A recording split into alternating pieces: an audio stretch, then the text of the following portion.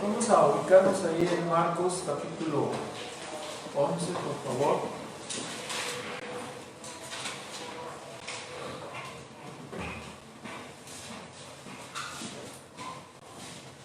Vamos a pedir a Dios su ayuda para estudiar su palabra. Nuestro Padre Celestial, una vez más damos las gracias por concedernos adorarte y bendecir tu nombre, porque eres digno delante de nuestros ojos, porque has efectuado una redención maravillosa, y suplicamos, Padre, que por medio de tu palabra despiertes nuestras almas a la adoración, al agradecimiento, a la obediencia, que tu Espíritu Santo nos guíe para no ser dignos porque seamos mejores que los demás, sino porque hemos creído en tu Hijo Jesucristo, porque hemos experimentado el poder de tu gracia en nuestras vidas y estamos totalmente dependientes de ella. Por ello, confiados en Cristo, te pedimos que recibas nuestra oración. Amén. Bueno, vamos a tener el día de hoy en este capítulo. En realidad son 5 puntos los que vamos a ver: la entrada triunfal, la maldición de la higuera, la segunda purificación, la importancia de una correcta oración y finalmente el cuestionamiento de la autoridad de Jesús por parte de los principales. Entonces, comenzamos en el primer punto, en Marcos 11, del versículo 1 al 11, que ya hemos leído antes de empezar esta predicación. Tenemos el punto de la entrada triunfal de Jesús en Jerusalén.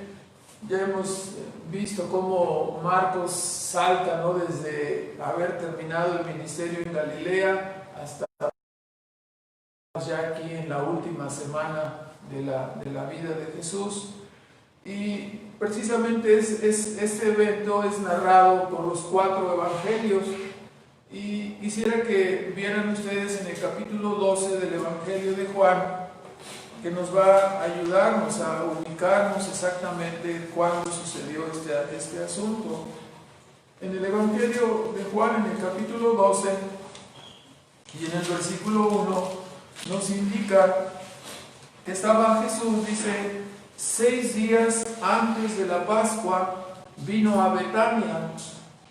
Betania era un lugar que estaba cerca de Jerusalén, como a 3 kilómetros hacia el oriente. Entonces estaba allí. Este era el lugar donde vivía Marta, María y Lázaro, ¿no?, aquel que había sido resucitado. Y aquí lo dice que estaba donde estaba Lázaro, que había sido muerto, el cual había sido resucitado de los muertos. Estamos hablando que unos días antes, no sabemos, un día o 2 días, no sabemos exactamente cuántos días, pero unos días antes había ocurrido este maravilloso milagro, esta señal que el Señor nos concedió, levantando a Lázaro después de haber estado muerto por 4 días, ¿no? Entonces decía que ya olía mal, ¿verdad? Entonces fue una señal muy maravillosa la que el Señor hizo. Y estamos entonces, la Pascua se celebraba el día viernes, ¿sí? Los viernes, o sea, antes del día de reposo, comían la Pascua. Entonces, si hablamos nosotros en retroceso, viernes, jueves, miércoles, martes, lunes, domingo, era sábado, el día que nos están narrando aquí, era sábado, 6 días antes. Entonces nos dice en el mismo capítulo, en el versículo 12, el día siguiente, mucha gente que había venido a la fiesta, como oyeron que Jesús venía a Jerusalén, tomaron ramos de palmas y salieron a recibirle. Entonces nos estamos dando cuenta, si era sábado, 6 días antes de la Pascua, el día siguiente era evidentemente el primer día de la semana, ¿verdad? Era el domingo. Entonces así podemos ubicar exactamente que fue un domingo. ¿Sí? Se verificó esta entrada de Jesús en Jerusalén, entonces el día domingo, una semana antes precisamente de su sacrificio en la cruz del Calvario. Así que Jesús mismo prepara su entrada para Jerusalén, porque dice que cuando estaban ahí para entrar en Jerusalén, si vuelven ustedes a Marcos en el capítulo 11, vemos como él mismo, cuando estaban cerca de Jerusalén, en Betfagé, que quiere decir la casa de los higos, y estaba ahí, dice, en Betania, al monte de los olivos, dice que envía a sus discípulos, y es una manifestación muy maravillosa de parte de nuestro Señor Jesucristo, una manifestación de su omnisciencia, porque les envía 2 discípulos y dice: vayan y van a encontrar a un animal, a un pollino. Es el nombre para nombrar a un burro joven, ¿verdad? Van a encontrar un pollino, dice, que nunca ha sido montado. Es decir, el burro tiene que llegar a cierta edad, ¿no?, para poder ser montado, para no lastimarlo, para no derrengarlo. Entonces, este era un burro joven que no había sido montado todavía, ni trabajado con ningún yugo. Así que dice: y tómenlo y tráiganlo, ¿verdad? Y van a estar ahí unas personas y les van a preguntar. Usted ya escuchó la lectura. Lo maravilloso es que Cristo estaba diciendo: van a ir y van a encontrar esto, y así desataron el pollino, y los dueños les dijeron: ¿qué pasó? ¿Qué están haciendo? Dice: el Señor lo está pidiendo. Y dice: está bien, entonces lo va a devolver, ¿verdad? Entonces, así que en esta hace Jesús una manifestación de su omnisciencia, enviando pues por el pollino, y además hasta el diálogo para obtener el animal prestado, ¿no? Así que, tal como nos dice también en el Evangelio de Mateo, véalo por favor, capítulo 21, el versículo 4, también en su narración, Mateo nos señala un asunto importante, que nos dice que todo esto fue hecho, dice Mateo. Recuerdan que Mateo escribe para los judíos y siempre se asegura de poner el texto del Antiguo Testamento que Jesús estaba cumpliendo, ¿verdad? Entonces, para mostrar que Jesús era el Mesías enviado. Dice: y todo esto, cuando mandó por el animal y después empezaron para caminar hacia Jerusalén, dice: todo esto fue hecho para que se cumpliese lo que fue dicho por el profeta, que dijo, citando Zacarías 9, en el versículo 9, que nos dijo: decida la hija de Sión. Aquí falta la parte donde dice: alégrate, oh hija de Sión, alégrate, alégrate, oh hija de Sión, alégrate, hija de Jerusalén. He aquí tu rey viene a ti manso y sentado sobre un asna, sobre un pollino, hijo de animal de yugo. Entonces, nos lo estaba comentando aquí, esto era en cumplimiento a una profecía. Jesús mismo prepara todas estas cosas para entrar a Jerusalén.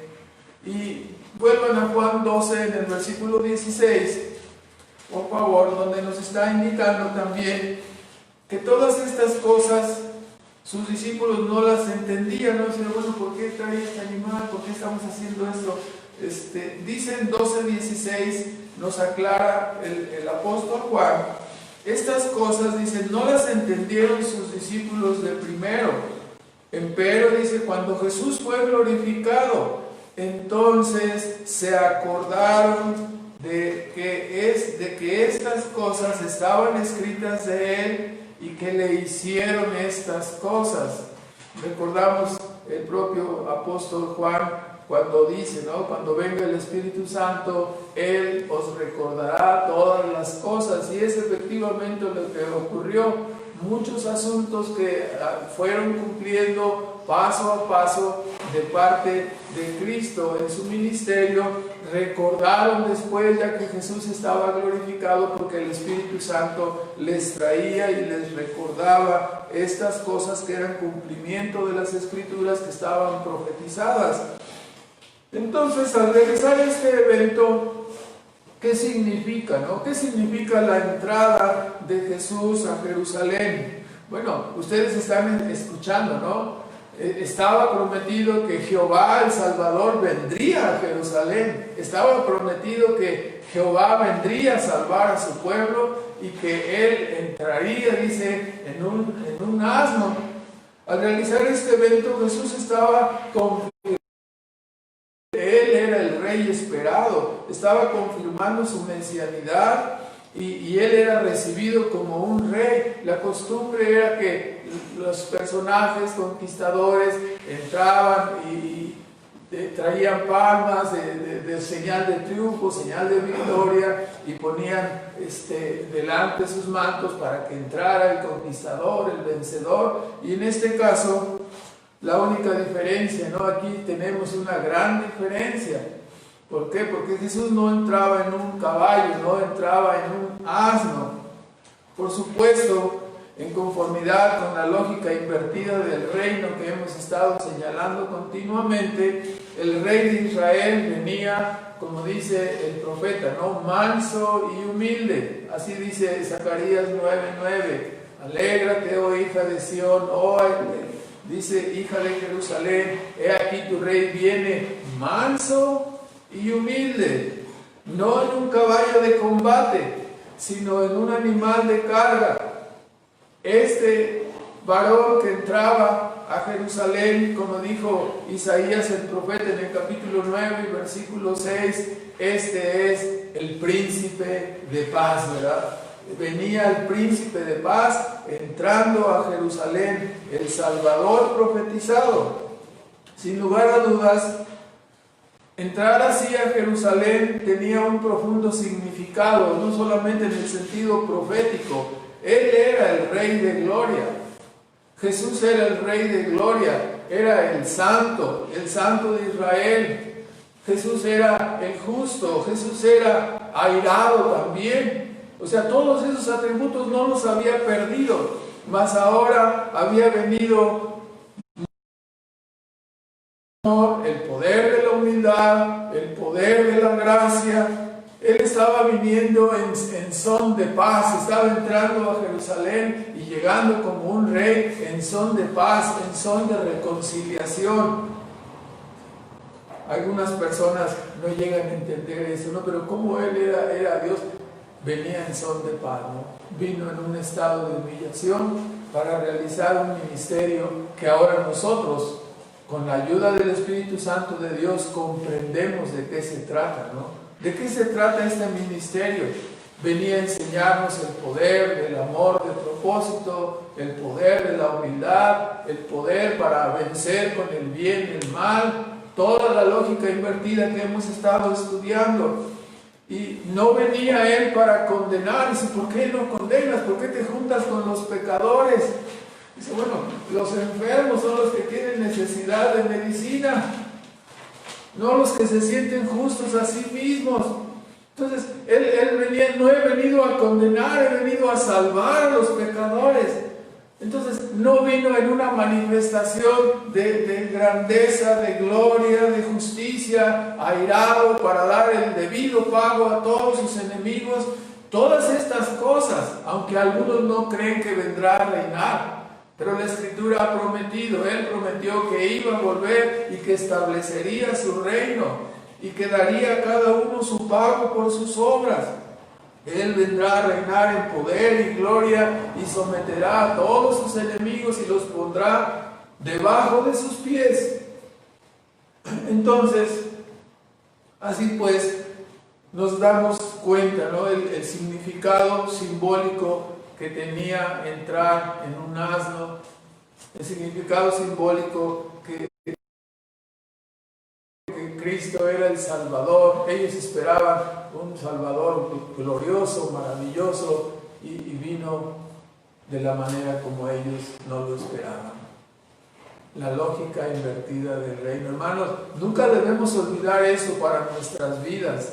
Dios no va a hacer lo que usted quiera. Dios no va a hacer las cosas de la manera como nosotros queremos. Él las va a hacer a su forma, a su modo, como nos ha enseñado, ¿no? A través de la humildad, a través del amor. A veces queremos arreglar nuestros asuntos y nuestras vidas a gritos y sombrerazos y no va a funcionar, ¿verdad? Tenemos que practicar lo que estamos aprendiendo, el amor de propósito, la humildad, la gracia, el perdón, la recompensa. Entonces, este es el antecedente. Entonces sabemos que venía en una caravana porque se celebraría la Pascua y venían de todas las ciudades, de las 12 tribus de Israel, y venían a Jerusalén a celebrar. Y había ya mucha gente en Jerusalén que estaba presta para celebrar la Pascua y otros que venían acompañando en la caravana donde Jesús venía. Entonces había una multitud de dentro de la ciudad de Jerusalén y una multitud afuera que venía en la caravana. Se juntaron esas dos, los que habían salido a recibirle. ¿Y por qué digo se juntaron ahí? Bueno, acababa de ocurrir una señal maravillosa en el hecho de haber levantado a Lázaro de entre los muertos. Fue tan maravillosa la señal que los mismos que habían acordado matar a Jesús habían acordado ya también matar a Lázaro. Dice, porque mucha gente está creyendo, muchos de los judíos están creyendo, viendo la resurrección de este hombre. Entonces convinieron en matarle también. Entonces la gente estaba persuadida, no los príncipes, no los fariseos y los escribas, sino la gente común. Estaban persuadidos de que él era el Mesías, ¿no?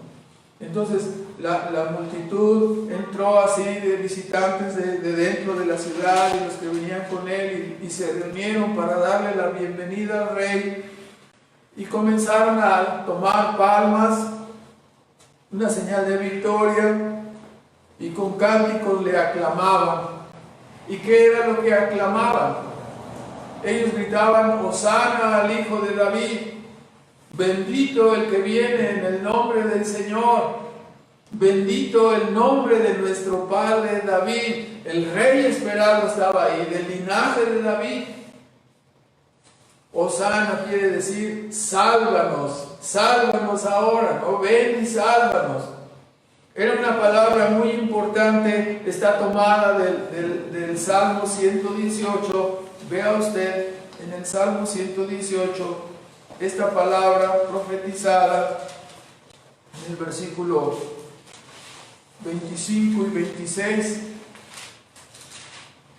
donde se expresa precisamente el reconocimiento de que Dios ha escuchado a su pueblo.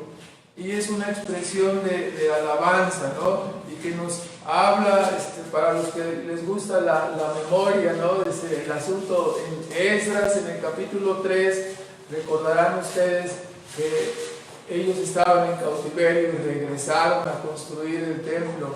La misma voz de aclamación de 118. Alabad a Jehová porque Él es bueno, porque para siempre es su misericordia. Diga toda la casa de Israel, porque para siempre es su misericordia. En el último versículo 29, alabad a Jehová porque es bueno. Así termina, ¿no? Porque para siempre es su misericordia. Recordamos ese pasaje, ¿no? Cuando fue puesto el cimiento para volver a levantar el templo. Recuerda usted todo lo que sucedió, ¿no? Los permisos, la trayectoria, traer los materiales, estaba aquello desolado. Así que cuando comenzaron a edificar, dice que estaban edificando. Y ellos colocaban el cimiento. Y mientras estaban los que cantaban. ¿Y qué cantaban? Cantaban esto mismo: el Señor nos ha visitado, estamos levantando nuestro templo, estamos volviendo a edificar lo que fue destruido. Estaban felices, su corazón rebosaba, su corazón estaba lleno de agradecimiento. Ahora vuelve otra vez el Señor a su templo, y estaban felices. Y decían, nos ha visitado el Señor, el Hijo de David, ha cumplido su promesa, está entre nosotros. Así dice el versículo 25, Jehová, Hosana, dice, salva ahora, te ruego te hagas prosperar ahora. Bendito el que viene en el nombre de Jehová, desde la casa de Jehová os bendecimos. Dios es Jehová que nos ha resplandecido, Él nos ha visitado, nos ha resplandecido. Por lo tanto, atad víctimas con cuerdas a los cuernos del altar. Mi Dios eres tú, a ti te alabaré, Dios mío, a ti ensalzaré. Alabad a Jehová, porque para siempre es su misericordia. Entonces, ustedes pueden ver que es de un gran significado lo que la gente gritaba, lo que la gente aclamaba, era el reconocimiento de parte de Dios de que Él había cumplido su promesa y que había enviado la salvación a Israel. Eso es lo que quiere decir la entrada triunfal, reconociéndole, ¿no? Así pues, la multitud reconocía lo que Jesús estaba manifestando de sí mismo. Él dijo: traigan el animal, ¿sí? Pónganle ahí los mantos, y se montó en él y comenzó a entrar hacia Jerusalén, ¿no? Lo que él estaba manifestando de sí mismo, ¿no? Cumpliendo la promesa de venir a salvar a su pueblo. Él dice: esto es lo que estoy haciendo, y la gente estaba reconociendo que estaba dando cumplimiento a la profecía del Antiguo Testamento. Pero no todos lo reconocieron, ¿no? Los que estaban ahí aclamándole, alrededor estaban otros. En los pasajes paralelos, Mateo 21, 15 y 16, solo anótelos. Los escribas y los sacerdotes se indignaron diciendo: ¿no oyen lo que están diciendo? Están diciendo, reconocieron el pasaje, no reconocieron el significado. Dicen: ¿no oyen lo que están diciendo? Y Jesús le contesta, ¿no? En esa parte, en Mateo, dice: ¿qué no oyeron? ¿Qué no oíste? Que de los niños y de los que maman perfeccionó la alabanza. En el Evangelio de Lucas queda el registro diciendo, ¿no? Los fariseos le pidieron: reprende a tus discípulos que están diciendo estas cosas, ¿no? Te están diciendo que tú eres Dios, que tú eres el Mesías, están reconociendo estas cosas, diles que se callen. Y la respuesta fue tremenda, dice: si estos se callan, entonces las piedras clamarían. Y Juan 2, en el versículo 19, los fariseos dijeron de la misma manera: no, repréndelos. Sí, hasta que finalmente dijeron: no, dice, ven, dice, de nada aprovecha que les reprendamos, que se callen. Dice, el mundo entero se va tras él.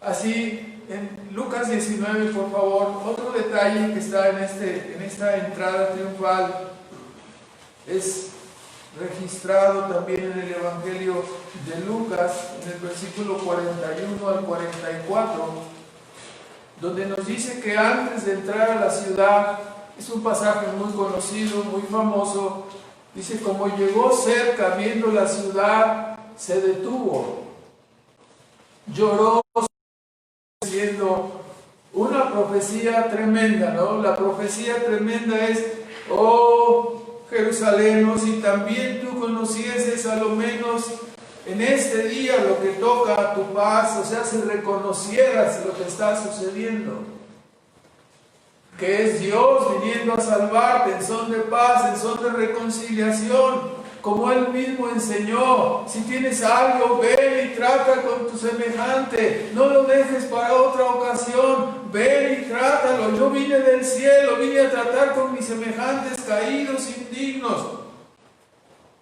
Si no reconociste, ¿no?, lo que toca a tu paz, mas ahora, dice, está encubierto de tus ojos. Lloraba porque miraba, ¿no? ¿Y qué miraba? Dice: porque vendrán días sobre ti que tus enemigos te cercarán con baluarte y te pondrán cerco, y de todas partes te pondrán en estrecho, ¿no? El asedio está registrado en las crónicas del historiador judío Flavio Josefo, que fue uno de los sitios más terribles, ¿no? Lo que siempre comentamos, ¿no? Muriéndose de sed, muriéndose de hambre, al grado de comerse sus propios hijos. Terrible, ¿no? Cuando vemos las películas que eso hacían en la guerra, ¿no? En la Primera Guerra Mundial, en la Segunda Guerra Mundial, no es algo nuevo, ha ocurrido en otros periodos, no siempre es así. El sitio era tremendo, te pondrán en estrecho, dice, el sitio de Jerusalén fue terrible, te derribarán a tierra y a tus hijos dentro de ti, y no dejarán piedra sobre piedra. ¿Por qué? Dice, por cuanto no conociste el tiempo de tu visitación, ¿no? Tu rey vino a buscarte. Sí, importante, ¿no? Hoy nos toca ver también el sentido de la parábola de la higuera, ¿no? Cuando Jesús vino, dice, ya 3 años tiene el ministerio específico de Jesús, ¿no? 3 años. No conociste el tiempo de tu visitación. Entonces, así en esta parte, volvemos a Marcos 11, también hay que notar en el capítulo 11, versículo 11 de Marcos, cuando nos dice que Jesús entró en Jerusalén y habiendo mirado alrededor todas las cosas, siendo ya tarde, salióse a Betania con los 12. O sea, haciendo viendo los días, siempre, nunca se quedó en Jerusalén. Siempre regresaba a Betania, salvo la noche que quedó en Jerusalén, fue apresado, ¿no? y muerto al siguiente día.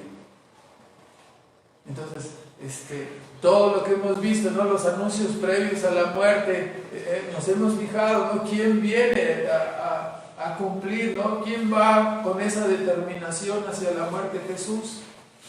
La teología de la muerte es maravillosa, porque en la muerte de Cristo está la vida, ¿no? No estoy diciendo que sea maravilloso el espectáculo.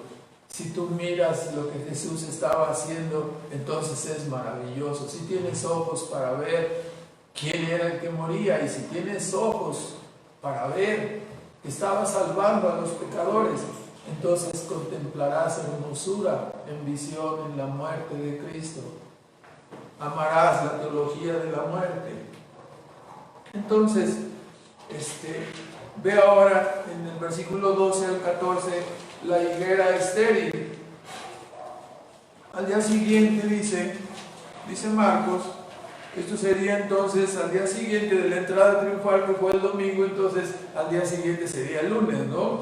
Entonces, desde el versículo, dice 12, como salieron de Betania tuvo hambre y miró la higuera. La higuera en Betfagé era, como estaba comentando, la casa de higos. Era común que a veces las higueras es una planta que a veces produce fruto anticipado, y es una planta curiosa porque junto con las hojas brota el fruto. Normalmente todas las plantas echan hojas, después echan flores y después viene el fruto, ¿verdad? Pero la higuera es extraña. La higuera echa las hojas y al mismo tiempo va produciendo el fruto. Entonces, cuando ve la higuera llena de hojas, vale haber fruto seguramente aquí, ¿no? Ahora, este es un acto simbólico. En realidad, esta higuera, se esperaba que tuviera fruto y no hallando nada, entonces Jesús pronunció una sentencia. O sea, la higuera ya era estéril. No quiere decir que la maldición de Jesús la hizo estéril, ¿verdad? Sino simplemente la maldición de Jesús selló la esterilidad de la higuera, ¿verdad? Y cuando nos damos cuenta, ¿no? Si tenemos el antecedente de la enseñanza anterior, que ustedes anoten por ahí, Lucas 13, del 6 al 9, nos habla de cómo ya Jesús había usado la ilustración de hablar de Israel como una higuera o como una vid a veces. Entonces, y en la ilustración, en Lucas 13 nos dice que Jesús le había guardado y que le había plantado, regado, escarbado, le había hecho todo lo necesario a esa viña, y la viña no produjo fruto. Entonces, considerando esta ilustración y considerando el contexto en el que estamos, donde Jesús va a mencionar más adelante, la próxima semana hablaremos, ¿no?, de la parábola de los labradores malvados, y en Mateo la parábola de los 2 hijos. En todas estas parábolas está hablando de alguien, está hablando de Israel, ¿verdad? Entonces, todos los comentaristas concuerdan que esta higuera estéril estaba hablando del sistema religioso prevaleciente en el tiempo de Jesús, estaba hablando de Israel, que tenía un grande énfasis en la apariencia externa, pero sin ningún fruto espiritual, sin ningún verdadero amor, verdadera humildad, una nula adoración al Dios verdadero. Este pueblo era el reclamo de Cristo, este pueblo se acerca de labios, pero su corazón está lejos de mí. Cuán cuidadosos hemos de ser para acercarnos a Dios, para acercarnos a la lectura, para acercarnos a la oración, para acercarnos a los asuntos que tienen que ver con las cosas de Dios. Cuánto cuidado debemos de tener para no hacerlo nada más mentalmente, para no hacerlo nada más en sentido externo, sin que afecte nuestras vidas, sin que afecte nuestros corazones. El reclamo de Cristo es ese, ¿no? Puras hojas, pura religiosidad, nada de fruto espiritual, nada verdaderamente de corazón. No hay amor, no hay humildad, no hay gozo, no hay adoración verdadera. No hay gozo de encontrar al Salvador. Es como si usted tiene un novio o una novia, ¿no? Y se encuentra con ella y dice, ¿qué hubo? ¿Qué hubo? ¿Qué pasó? ¿Qué pasó? Y no hay ningún afecto, no hay ningún abrazo, no hay ninguna demostración de cariño. Esa relación tenderá a enfriarse, ¿no? Si nosotros nos acercamos a Dios sin que nuestro corazón sea afectado, hermanos, nuestra relación se va a tornar fría, ¿verdad? Nuestra relación se va a tornar mecánica, religiosa. Es lo que hemos estudiado en la Biblia, es lo que hemos estudiado en la historia, ¿no? Cuánto cuidado debemos de tener en la preparación para venir a ese lugar. Cuánto cuidado debemos tener en el resto del día de la semana. Cuánto cuidado debemos de tener en estas cosas. Entonces, será para nuestro mal, será para nuestro daño. Hemos escuchado, ¿no? Dios es fiel, Dios no va a cambiar, Dios sigue siendo el mismo. Si tú te portas de la misma manera que Israel, te sucederá lo mismo que a Israel. No es que ya Dios es diferente, ahora es puro amor. No, si tú eres igual que ellos, te pasará lo mismo que a ellos. Jesús dijo de la terrible destrucción que vino en el año 70, ¿no? Nos termina diciendo tocante a la higuera que al siguiente día que pasaron, si regresaron en la noche ya no la vieron del todo, ¿no? Al siguiente día en la mañana Pedro le dice, ay caray, ya se secó la higuera completamente, ¿no? Al parecer fue algo instantáneo, pero ellos no se dieron cuenta hasta la mañana siguiente. Y este asunto, entonces, después de hablar de Jerusalén, de Israel, como esta higuera seca, llena de puras hojas, de pura religiosidad, pero sin una vida externa, sin una vida interior, espiritual, y sin una vida interna, vemos que el Señor toma este punto y después dice que se dirigen hacia el templo. Vea el versículo 15. Versículo 15. Se dirigieron al templo y Jesús realiza aquí lo que conocemos como la segunda purificación del templo. El apóstol Juan narra en su evangelio, en el capítulo 2, nos narra en su evangelio cómo Jesús había llegado al inicio de su ministerio y había hecho una purificación similar. Ahora, al final de su ministerio, vuelve a hacer otra vez la visita al templo, ¿sí? Y realiza esta purificación. ¿De qué se trata esta purificación? ¿Sí? Lo que sucede, dice que al ver la mesa de los cambistas, o sea, había ahí personas que cambiaban monedas, ¿no? Había personas que cambiaban la moneda extranjera por moneda judía, ¿no? Entonces, y había personas ahí que vendían animales para el sacrificio.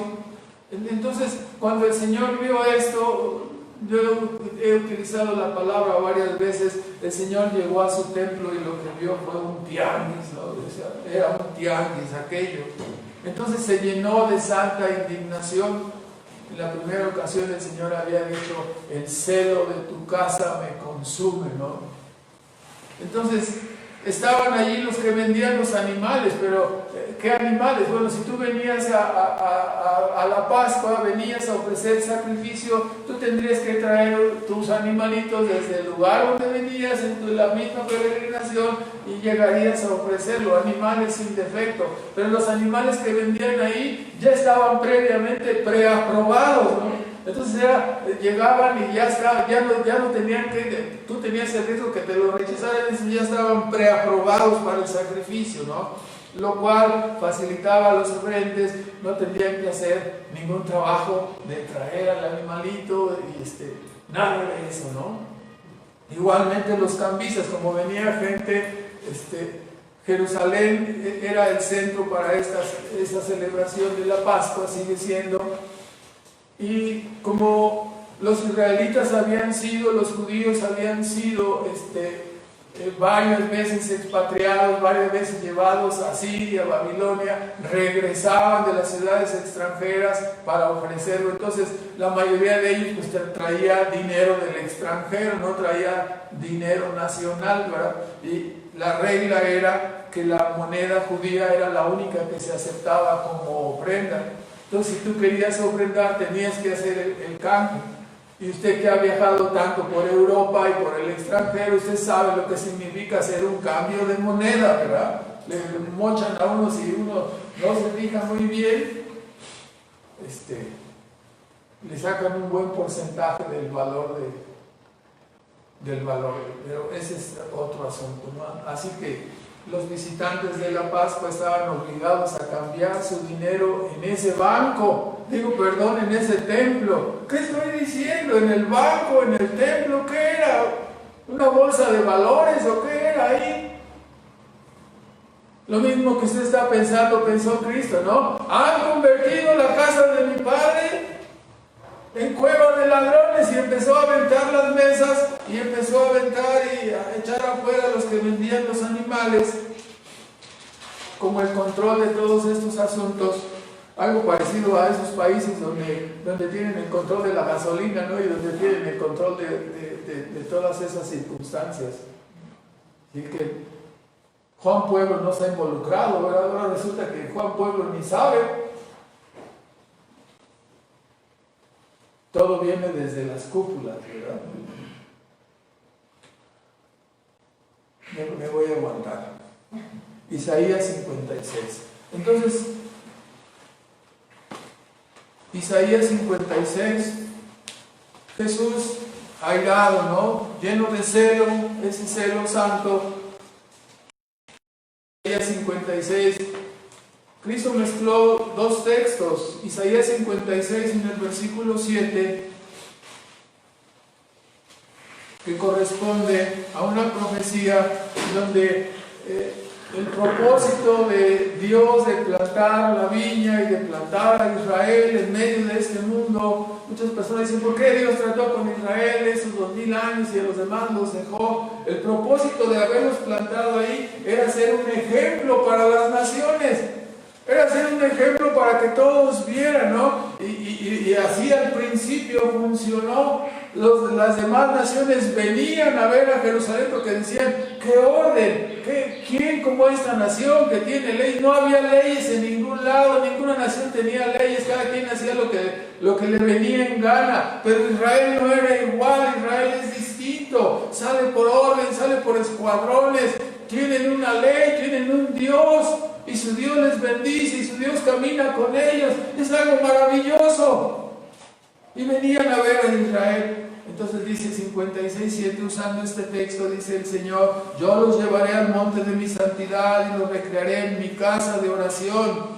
Sus holocaustos y sus sacrificios serán aceptos sobre mi altar. Y dice el Señor: porque mi casa, dice, casa de oración será llamada. Y vea lo que agrega, dice: de todas las naciones. Ese era el propósito. Ahora vea Jeremías 7. El otro texto que mezcla en la reprensión, en la purificación del templo, es lo que estaba ocurriendo. El Señor había amenazado, Jeremías 7, en el versículo 11, el Señor había amenazado al pueblo de Israel, precisamente porque ellos se apartaron del camino, se apartaron de la verdad y se convirtieron en personas religiosas. Y lo que estaba ocurriendo en tiempos de Jeremías, por lo cual Dios les amenazó y finalmente les entregó al cautiverio babilónico, vea lo que pasaba, ¿no? Lo tienen ahí, 7:11, dice,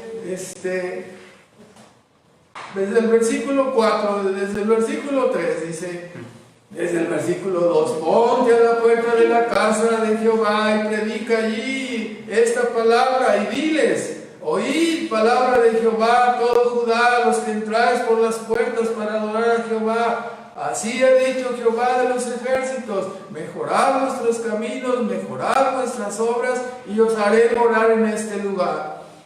No confíen en palabras de mentira, diciendo, templo de Jehová, templo de Jehová, templo de Jehová es este. Mas si mejorares cumplidamente vuestros caminos y vuestras obras, si con exactitud hiciereis derecho entre el hombre y su prójimo, si no eres tranza, ¿no? Si no explotas a tus obreros, ni oprimieres al peregrino, haciendo el canje, ¿no?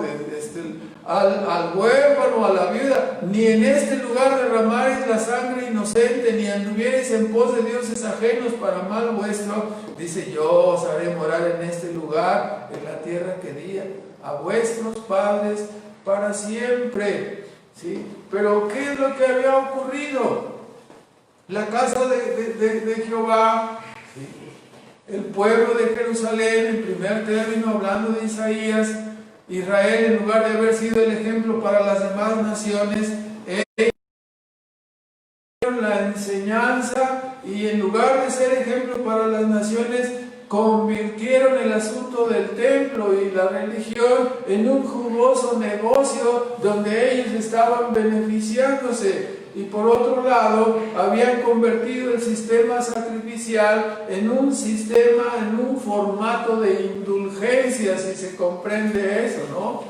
Así como tipo la iglesia común en el tiempo de la Reforma, ¿no? Que habían convertido el perdón en un negocio y la persona podía hacer X cosa, Z cosa de maldad y después compraba una indulgencia plenaria y ya quedaba limpio, ¿verdad? Así también los de Judá habían hecho lo mismo, ¿no? Haciendo toda clase de maldad, venían al templo, ¿sí? Y luego vean, como ya leímos en 7, vean del 9 al 11, por favor. Él pone el ejemplo, dice Jeremías, dice, hurtando, había rateros ahí, matando, dice. Había homicidas, a lo mejor no en sentido físico, ya sabemos cómo es la norma, ¿no? Adúlteros y personas que juraban en falso y prometían, personas idólatras, incensando a Baal, andando tras dioses extraños que no conociste. Y luego dice, vendréis y pondréis delante de mí en esta casa sobre la cual es invocado mi nombre y diréis, librados somos para hacer todas estas abominaciones. ¿Qué les pasa? Dice, es cueva de ladrones delante de vuestros ojos esta casa sobre la cual es invocado mi nombre. He aquí, dice, que también yo veo esto, dice Jehová. Entonces, esto era lo que estaba pasando. ¿No ve Dios cómo venimos? Qué tristeza, ¿no? Se estaba cumpliendo, ¿no? Malaquías 3:1 dice, he aquí vendrá a su templo el Señor. El Mesías estaba viniendo a su templo. Lo profetizaba Malaquías 3:1. El ángel del pacto, ¿no? Cuyas salidas son desde el principio. El deseado de las naciones, el Señor mismo viniendo a su templo, limpiará a su pueblo. Se lo purificará como se purifica el oro. ¿Y qué encontró? Un tianguis. Entonces echó fuera a los comerciantes de la cueva dijo, han convertido la casa de oración en cueva de ladrones. Y la reacción de quienes fueron descubiertos es que se airaron, ¿no? Dice en Marcos 11:18 que entonces se enojaron, dice, y desde entonces procuraban matarlo. O sea, nos está quitando el negocio, ¿no? La pregunta es si estaban allí para dirigir espiritualmente a la nación o para hacer un negocio. Por su reacción sabemos qué estaban haciendo, ¿no? Estaban ahí por interés, no de servir y adorar, sino que estaban haciendo un negocio. Se humillaron al ser descubiertos. Eso es algo muy importante. A veces en la predicación, a veces en la lectura, a veces en la vida, se nos manifiesta por la providencia de Dios y salen a la luz nuestros pecados, ¿no? Y cuenta mucho cómo reaccionemos cuando Dios saca a la luz nuestros pecados. ¿Se humillaron al ser descubiertos en su pecado? No se humillaron. Vemos que la parte espiritual por parte de los líderes judíos había sido olvidada, solo les importaba el negocio. Se hicieron como hoy en día tenemos, ¿no? Grupos que se dedican a negociar y a vender la salvación, como es la iglesia común, ¿no? Te vende la salvación, cada sacramento te lo va vendiendo y te va vendiendo, hasta te lo vende a plazo, ¿no? Primero cuando eres niño, ya después vas creciendo y en cada ocasión te va vendiendo la salvación y la gente está conforme con eso, ¿no? Y si tú les hablas de la verdad, se molestan. Así estábamos, y si no hubiera sido por la misericordia de Dios, ahí hubiéramos muerto, ahí hubiéramos perecido. Ahora note otra vez Marcos 11, en el versículo 19, cómo vuelve a repetirlo, más como fue tarde, Jesús otra vez, no se quedó en Jerusalén, salió otra vez de Jerusalén. Ahora, después viene lo de Pedro, acordándose en cuarto lugar la importancia, ¿no? Nos habla Cristo aquí, cuando pasaron y vieron la higuera totalmente seca. Entonces Pedro le comenta a Jesús y el Señor usa esta oportunidad para corroborar la necesidad y la importancia de la oración de fe para su iglesia. Estaba viviendo los últimos días. Los discípulos tenían que entender, como nosotros tenemos que entender como iglesia. La iglesia posee dos armas poderosísimas: la predicación de la verdad y la oración. Esas dos armas. Segunda de Corintios 10, 3 y 4 nos dice que la lucha de nosotros no es con carne y sangre, ¿no? Dice en Efesios, y que nosotros no andamos ni militamos, dice Pablo en Segunda de Corintios 10, que no andamos ni militamos según la carne, sino que nuestras armas son poderosas, son espirituales, para someter, para subyugar y llevar cautivo todo lo que se sale del consejo de la palabra y llevarlo a la obediencia de Cristo. Entonces, orar sin cesar, predicar la verdad en todo tiempo. La iglesia posee estas dos poderosas armas: la predicación del evangelio a las naciones y orar, ¿sí? Pero no es cualquier oración, ¿no? La oración personal y la oración corporativa, Cristo les recuerda, ¿no? Usando el ejemplo de la higuera, tienen que orar ¿cómo? Con fe. Tienen que orar creyendo. No es por su mucha palabrería, ¿no? Nos esforzamos siempre en estar diciendo, hermanos, hagamos oraciones cortas. No queramos exponer nuestro lenguaje, no queramos exponer nuestra verborrea. Eso es aborrecido por Dios. Oraciones cortas, oraciones directas, concisas. Entonces, no cualquier clase de oración en especial, además de la oración de fe que es mencionada aquí, no se refiere a que hagamos oraciones egoístas, eso no las va a recibir, no a las oraciones mundanas, no a la oración de Dios, el ayudante todopoderoso que hace lo que tú quieras. Ese se llama San Martín de Porres y no sirve para nada, ¿no? Es un muñeco. Entonces, no, hermano, ¿sí? No la oración automática, no, la oración palabrera, no. Se trata de una oración de fe, pidiendo conforme a su voluntad y creyendo que recibiremos lo que pedimos.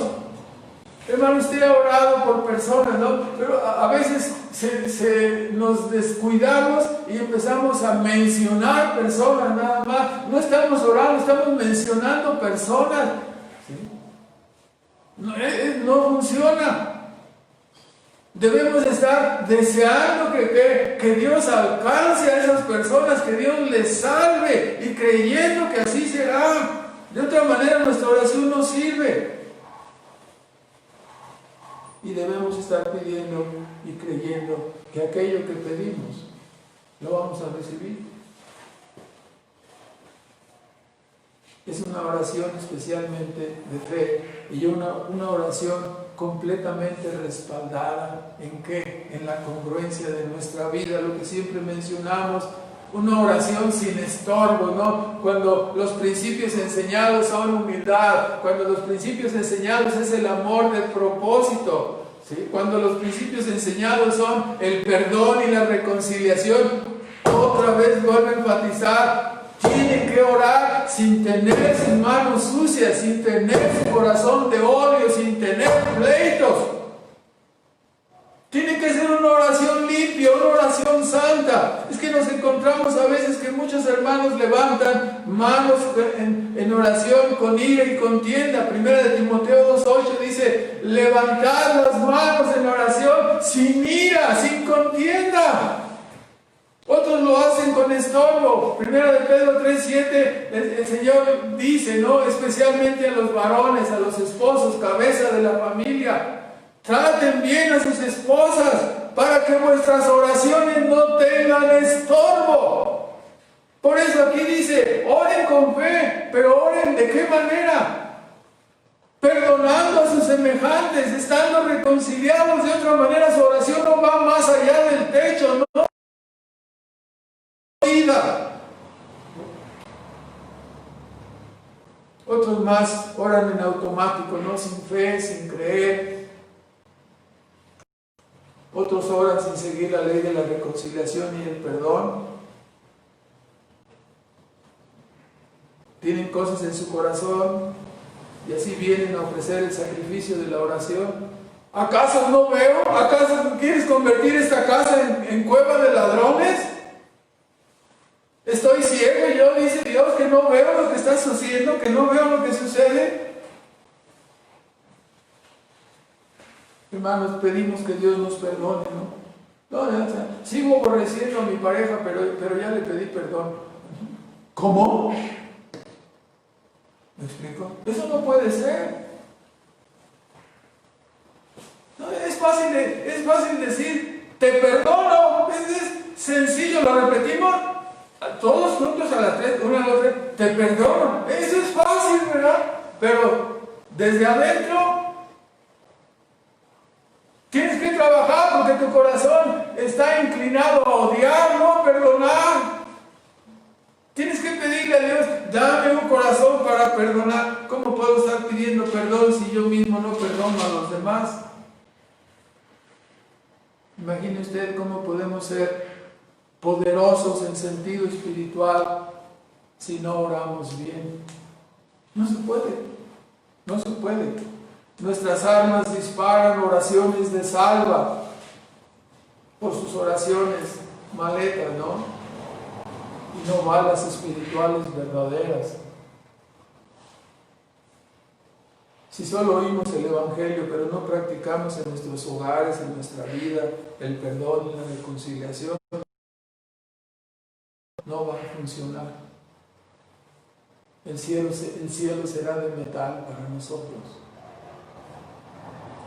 Cuando Cristo dice, hay que aclarar en esta parte, ¿no? Porque como termina diciendo que si nosotros, versículo 26, si vosotros no perdonáis, tampoco vuestro Padre que está en los cielos os perdonará vuestras ofensas.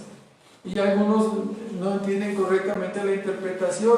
Cuando Cristo dice que si no perdonamos a otros, tampoco Dios nos perdonará a nosotros, no significa que la justificación de gracia quede sujeta a la condición de que nosotros perdonemos. No, la salvación de gracia no puede estar sujeta a ninguna condición de parte de nosotros. Es libre, es de gracia. Entonces, ¿a qué se refiere? Significa que si no perdonamos a otro, lo que nosotros estamos manifestando es que no tenemos esa justificación de gracia. Estamos manifestando que no somos capaces de perdonar porque tenemos un corazón podrido todavía, endurecido, sin amor. Un corazón soberbio y de orgullo. Eso es lo que significa, ¿no? Y finalmente llegamos al punto número 5. Los príncipes de los sacerdotes y los ancianos cuestionaron la autoridad de Cristo, diciendo, bueno, ¿cómo podemos detener la campaña? ¿Cómo podemos frenar este asunto? ¿Sí? Ya se está volviendo incontrolable, ya están proclamando que es el Hijo de Dios, lo están recibiendo, ya lo tenemos aquí, ya está echando fuera el negocio. ¿Cómo podemos frenarlo? Vamos a cuestionar su autoridad, ¿no? ¿Sí? Ellos eran los que estaban en el Sanedrín, ellos tenían el poder. ¿Quién es? Es un intruso, ¿no? Pero le tenían miedo, porque todos estaban viendo detrás de él. Así que decidieron cuestionarle a ver cómo podían tomarlo, ¿no? Algo así como tú no te hemos nombrado nosotros predicador, ¿y por qué estás predicando, no? Si nosotros somos los que estamos enviando a las personas. Ninguno de ellos, como dice Juan 7, 46 al 49, cuando mandaron a apresar a Cristo y llegaron los judiciales, los ministriles, y diciendo, no, es que habla de una forma increíble, dice, ustedes también ya fueron convencidos. Dice que no se dan cuenta, dice, ninguno de los líderes ha creído en él, no creyeron en él. Dice, pero estos comunales, ¿no? Estos animales, solo esos sí creen, dice. Vino a salvar pecadores, ¿no? Ellos se sentían justos y rechazaron a su Mesías, no le recibieron. Entonces deciden confrontarlo, a ver si encuentran algún error, y le preguntan, entonces, ¿con qué autoridad estás entrando hacia Jerusalén, no? ¿Con qué autoridad destruyes el negocio del templo? ¿Con qué autoridad estás acusando? O sea, ¿quién te dio la autoridad? Estaba implícito todo eso, ¿no? Entonces Jesús, en una forma de tratar con las personas endurecidas, ellos eran los mismos que habían atribuido los milagros. ¿A quién? Los milagros de Cristo los atribuyeron al poder de Satanás. Ellos eran los mismos que se le opusieron y habían determinado matarlo, ¿no? Entonces, ahora venían a preguntarle para saber. No. Por eso dice, les voy a hablar en parábolas, para que oyendo no oigan y viendo no vean y no saben. Y ahora entonces, en lugar de responder la pregunta, cuando vienen otra vez a desafiarlo, ¿sí? ¿Qué les responde? No les da respuesta, les da otra pregunta, ¿verdad? Les pone un acertijo, y el acertijo, él dice, bueno, si ustedes me contestan la pregunta, yo también les voy a contestar a ustedes. Es decir, no les iba a decir nada, pero los desafió de esa manera. ¿De dónde es el bautismo de Juan? Y eso se pusieron del cielo o de los hombres. Si decimos del cielo, va a decir, ¿qué predicó Juan? Él era mi precursor, él me anunció. Pero no podemos irnos por ese lado, ¿verdad? Y si decimos que no era profeta, aquí tenemos a toda la gente que reconoce a Juan Bautista como profeta. Nos van a apedrear. No sabemos. Pues entonces yo tampoco sé, tampoco les digo con qué autoridad hago. ¿Con qué autoridad hacía Jesús? Era Dios. Él era Dios, es el creador, es el hacedor. Tenía el control sobre los espíritus, tenía el control sobre la naturaleza, sobre las verduras, sobre las frutas, multiplicaba los panes. tenía poder sobre la vida, sobre la enfermedad. ¿Quién era Él? Él era Dios. Y actuaba como ¿qué? Como Dios, como dueño soberano, porque lo era. Para los que tenían oídos para oír, escuchar estas cosas fue maravilloso, ¿no? Verlo actuar fue algo grandioso, ¿no? Se maravillaban y quedaban atónitos cuando sanaba a los ciegos, a los cojos, cuando resucitó a Lázaro.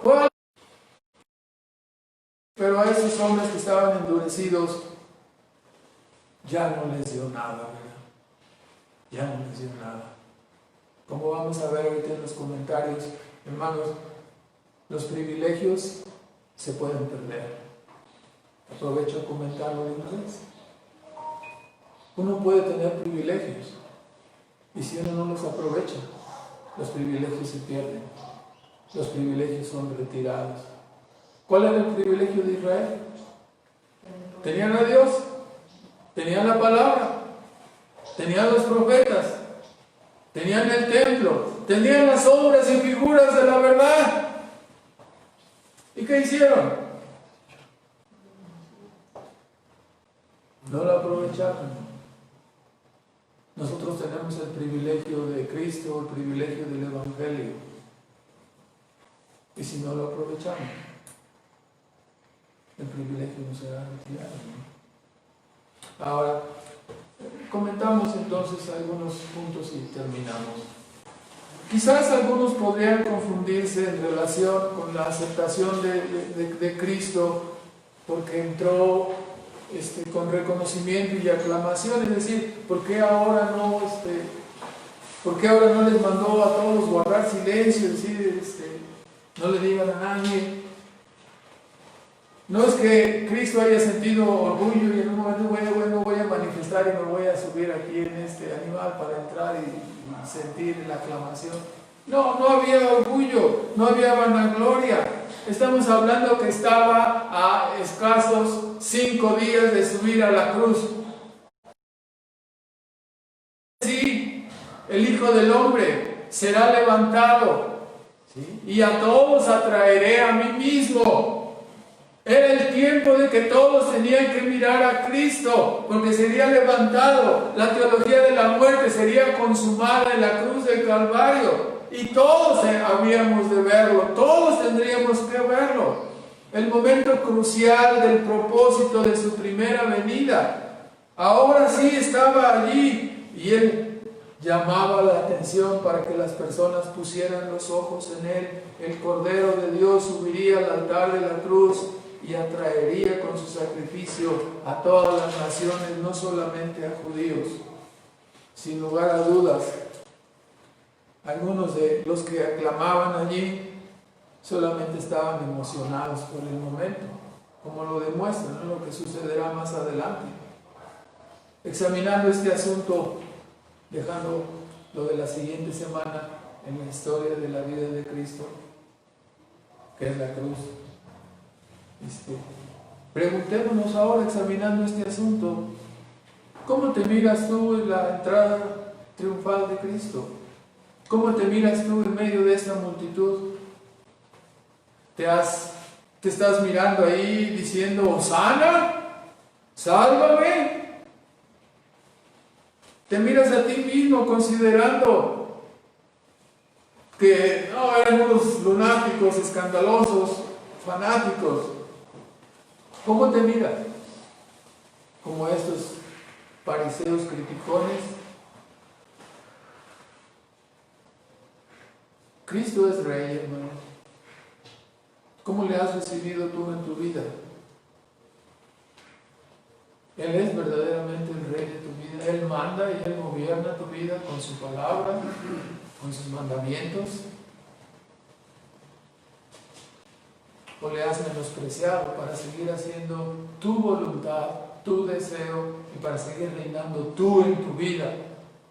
Ese es el estilo inconverso de vivir. No vamos a olvidarnos de todas las circunstancias que son consecuentes.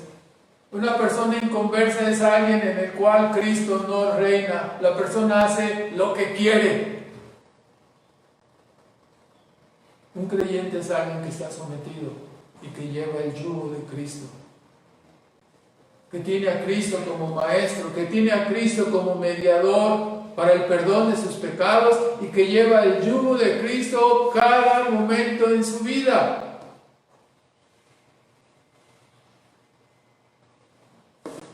Te pregunto directamente,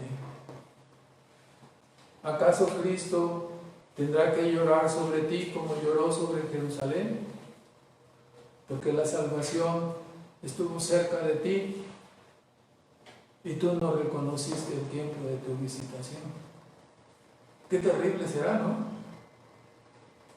El Señor vino, sí, escuché los sermones y sí, me emocioné, me conmovieron, canté, pero seguí con mi vida gobernando yo mismo. Llorará sobre ti el Señor, viendo la destrucción que te espera, viendo la condenación. Por amor de nuestras almas, por amor de tus almas, te ruego que te arrepientas y que le supliques, que ores en tu lugar secreto.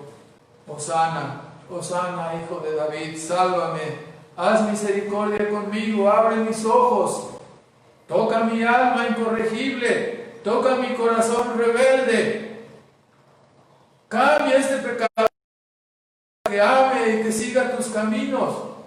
Sálvame, te lo ruego. Hosana, serás capaz de decir, Hosana, sálvame. En segundo lugar, vemos con asombro la paciencia de Dios ordenando todos los acontecimientos, ¿no? Vayan, traigan el animal, se van a encontrar, el diálogo, todas las palabras, su omnisciencia, su presencia, todo cumplido. Moriré, subiré, seré crucificado, seré juzgado y seré entregado a los gentiles, menospreciado, escupido, crucificado. Todo cumpliéndose. Y ahora yo te digo, pon atención, porque las campanas de su segunda venida están cerca. Se acerca a pasos agigantados. El Señor viene. Tú eres una criatura del tiempo, por lo tanto, te ruego que consideres, ¿no? Que ordenes tu vida, que escapes de la ciudad de destrucción, que huyas por tu alma, que te refugies en Cristo, que no lo dejes para después. En tercer lugar, hermanos, el Señor visita su iglesia en cada reunión. Le invocamos, le rogamos que venga. Cuando usted ve a la persona que está aquí dirigiendo el culto, ¿qué está haciendo? Está poniéndonos a todos en unanimidad, diciendo, hermanos, vamos a orar, vamos a concentrarnos, vamos a adorar a Dios. Estemos conscientes que Él está en medio de nosotros. Adorémosle con todo nuestro corazón, cantémosle himnos, aclamemos a Él. Le rogamos que venga, que escuche nuestros cantos y luego le rogamos, Señor, háblanos por tu palabra. El Señor viene a su iglesia, ¿no? Cuando Él entró a su templo ya sabemos lo que ocurrió, ¿no? Me temo que en algunos casos el Señor volcará las mesas de algunos hogares y volcará las vidas de algunos. ¿Por qué? Si venimos cada domingo y ofrecemos adoración y luego nos retiramos para seguir viviendo igual, descuidando la lectura, descuidando la oración, descuidando la asistencia. Hermanos, aunque el Señor mire las hojas de la ortodoxia cristiana y que tenemos las doctrinas de la gracia en nuestra iglesia, hermanos, no está contento el Señor. El Señor quiere higos, quiere frutos. No quiere solamente hojas, quiere santidad, quiere servicio, quiere humildad, quiere amor verdadero de parte de nosotros. Ya van más de 3 años que el Señor ha abonado, ha volteado la tierra, ha escardado, ha regado abundantemente en nuestras vidas. Y algunos aquí siguen esperando, no sé qué cosas están esperando. Mil pretextos, ¿no? En la lectura de la semana pasada, en el culto de oración, leíamos en 1 Samuel 15, 22 y 23, cuando Saúl fue desechado, que desobedeció y se atrevió a ofrecer un sacrificio. Y dice, ¿qué es esto que oigo? Le dice Samuel, no, ese es el balido de los animales. ¿Qué hiciste? No, dice, como te tardaba mucho, pues ofrecí el sacrificio. Locamente has hecho. ¿Qué no sabes, no? Que la obediencia y el prestar atención es mejor que los sacrificios. La obediencia. Que pongamos nuestra vida en orden, que obedezcamos, que hagamos lo que Dios quiere que nosotros hagamos con nuestra vida. La obediencia y el prestar atención es mejor que los sacrificios. Estoy parafraseando 1 Samuel 15, 22 y 23. Como adivinación es la rebeldía y como idolatría la transgresión. Si a ti te dijeran, como tú te postulas como creyente y te dijeran, idólatra, y dices, ay, no, hombre, ¿cómo crees? Dirías, no, yo no. ¿Sí? Adivino, andas echando los dados y andas así, eres un adivino. Dice, no, ¿cómo crees? Yo soy creyente. Dice, como adivinación es la rebeldía y como idolatría la transgresión. Si transgredes, si eres rebelde, si no eres sumiso y obediente, eres adivino, eres idólatra, eres peor que ellos. Somos peores si somos así, ¿no?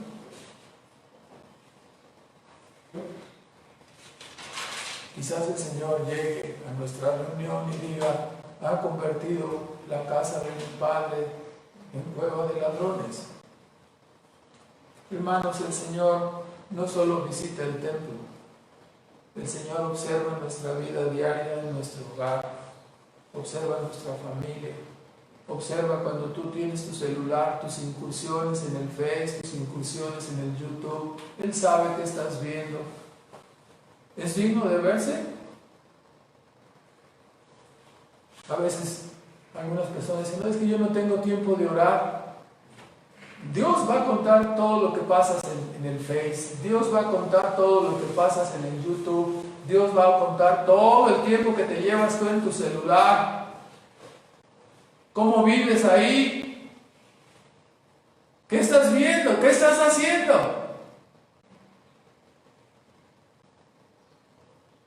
Es mejor que nos arrepintamos ahora, hermanos, y no que seamos avergonzados en la eternidad.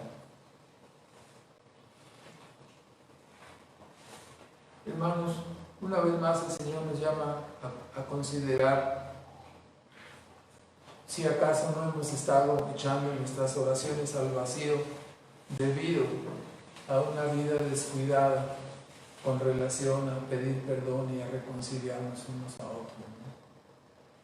La oración de fe es importante y perdonar y buscar la reconciliación es importante. De otra manera, nos encontraremos que nuestras oraciones han estado yendo solamente al aire y no han servido para nada, ¿no? Usted que no le habla a sutano o tiene rencor contra perengano o contra perengana, es en vano que ore, es en vano. Sus oraciones no serán escuchadas. El Señor se lo está diciendo. Su oración no pasa del techo. Si usted guarda odio, amargura, rencor, sentimiento, recelo, su oración es vana, su oración no sirve, su oración no sube más allá del techo. Debemos orar con fe, practicando, ¿no?, el perdón y la reconciliación siempre, ¿no? Y en último lugar, lo que veíamos de los privilegios.